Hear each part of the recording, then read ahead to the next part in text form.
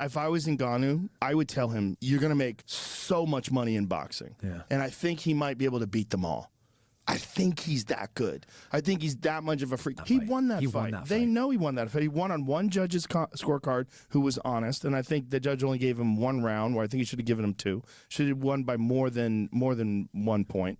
But at least one judge scored it right, and then that other judge who scored it 96-93 for Tyson Fury should go to jail. Yeah, get out. Get the fuck out. And then the other one, it was 95-94 in favor of Tyson Fury. Which so great. Or 96-95, whatever it was. Look, he fucking dropped one of the greatest heavyweights, if not the greatest besides him, of all time. Amazing. And he looked for that left hook over and over again. It was clearly something they were looking for. And look, he's fucking incredible. To have your first boxing match ever against the lineal heavyweight champion, a 6'9" fucking juggernaut who's been beating everybody, and rock him, and then rock him again in the 8th round with a barrage of punches. It was fucking amazing performance. Amazing. One of the greatest combat sports performances in the history of the arts. Yeah. Of the history. I was screaming. My dog freaked out. I was like, it's okay. It's okay, buddy. Yeah. Daddy's happy. He's scary. Oh, my God, he's amazing. And when you see that guy's origin story, I mean, you want to talk about a man who persevered. That guy, for 14 months, he made his way from Cameroon to Morocco, and 7 times got arrested and sent back to the fucking Sahara Desert. Yeah. And made his way right back to Morocco, and finally made it across to Europe on a raft, was in prison for months, and then lived as a homeless person in a fucking parking garage in France. The movement that he had made from Cameroon into Morocco, I've traversed multiple times. It is hellacious. I mean, it is like the most unforgiving terrain, with radical groups, with property owners, like water to water, trying to travel. The water's controlled by warlords. So his story is just like so inspiring. It's incredible. It's a comic book story. It's like an origin story in a movie that you wouldn't believe. And to have this guy go in his first ever boxing match against a guy who nobody gave him any chance. Yeah. And to have the Las Vegas odds, like the online betting odds, in the last round in his favor was fucking incredible, because it was like 14-1 at the start of the fight. Yeah. And at the end of the fight, he was favored, and he should have won. Dude. He should have won. Yeah. They fucked him, but they didn't, because the world saw it. Yeah. Like, you could write all the bullshit you want in terms of scorecards. The fucking world, including boxers, all the boxers that were there said that he should have won. He gets another gigantic payday. His perceived worth is through the roof, skyrocketed. Tyson Fury's not going to fight him again, I'll tell you that. No. He didn't want no part of that. They tried to bring that up. He was, no, I'm going to fight Usyk for the world title. Like, nobody wants to see that, buddy. Yeah.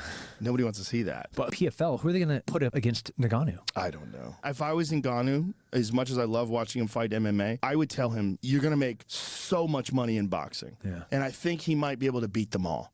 I think he's that good. I think he's that much of a freak. He was always more of a striker than anything else anyway, but he's such a quick study.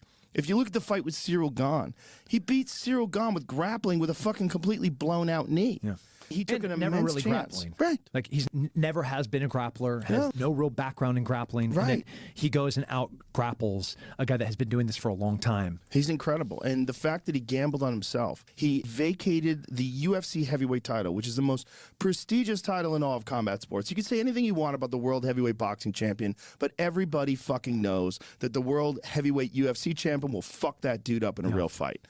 That's the reality of the world. That's the reality. The reality, Joe, is that people can't pay for each pay-per-view anymore. ESPN charging $79 for each pay-per-view. Nah, that's bonkers. So what's the solution then? Well, it's iWatchMax.com, where you can watch UFC and boxing pay-per-views, including any sport you might think of, for a fraction of the costs. Stream in full HD or 4K resolution. But here's the cherry on top. Your wifey would love this.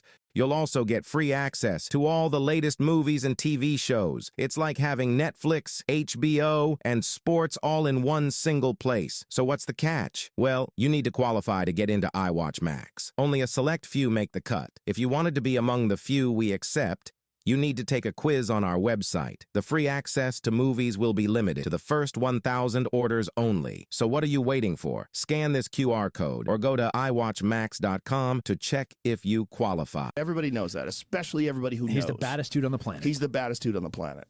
100%. And the only person that has a chance is John Jones. And John Jones, unfortunately, just tore his fucking pec off the bone. That video was heartbreaking. Horrible to see. Horrible to see because I was really looking forward to that fight with Stipe. But in a perfect world, Francis makes a fucking cajillion dollars and then the UFC re-signs him and then he fights John Jones for the most epic encounter in the history of combat sports. That is a perfect world. Yeah. That's a perfect world. But at least Francis, he got his flowers from the whole world. Yeah. The whole world saw it.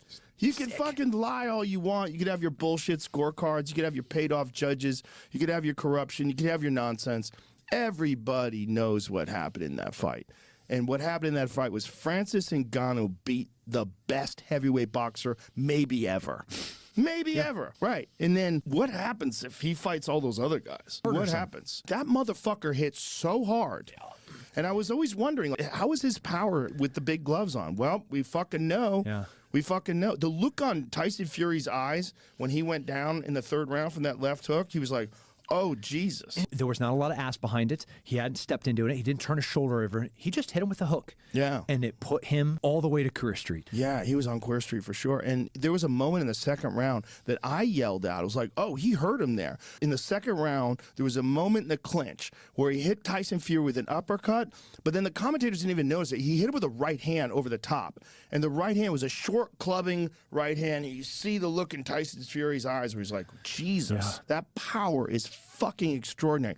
But not just the power, but the intelligence to deliver that power in the most high-pressure situation imaginable. Your first boxing match is against the Gypsy King, a 6'9" fucking phenom who's one of the best to ever boxers to ever do it. Yeah. Amazing. And he just fucking cashed his own check. He is the man now. He's in demand everywhere. Everybody saw that fight. It was a huge fight. Yeah.